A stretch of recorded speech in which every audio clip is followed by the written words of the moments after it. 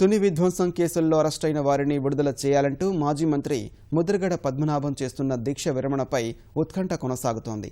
నిందితులందరికీ bail మంజూరై jail నుంచి విడుదల కావడంతో రాత్రి దీక్ష విరమిస్తారని అంతా అనుకున్నా ఆ విధంగా జరగలేదు. రాజమహేంద్రవరం ప్రభుత్వ ఆసుపత్రిలో దీక్ష కొనసాగిస్తున్న ముద్రగడను కాపు ఐకాస నేతలు ఇవాళ ఆయన స్వగ్రామం కిల్లంపూడికి తీసుకువెళ్లనున్నారు. అక్కడే దీక్షపై ముద్రగడ ఓ ప్రకటన చేస్తారని కాపు ఐకాస ప్రతినిధులు తెలిపారు. పద్మనాభ గారు అయితే మాత్రం చెప్పింది ఏంటంటే, నాకు పలరాసి ఇవ్వాల్సిన అవసరం వాళ్ళు లేదు, నా జాతిని రక్షించుకోవాల్సిన అవసరం నాకు ఉంది కాబట్టి ఊరేగింపులు కానీ అవి నాకు అవసరం లేదు. నేను ఏ రకంగా అయితే నేను మా ఇంటి దగ్గరికి వచ్చానో మా ఇంటి దగ్గరికి అలాగే వెళ్తాను. నా మిగతా విషయాలన్నీ కూడా ఆయన ఉదయం మీ అందరితో 9 గంటలకు మాట్లాడతారు. జేఏసీ వారు వచ్చి ఆయన్ని పొద్దున్న 9ంటికి కెల్లంపొడి తీసుకెళ్ళిపోతాం. అక్కడ దీక్ష విరమణ కానీ వేరేది కానీ ఆయన తెలియపరుస్తారు.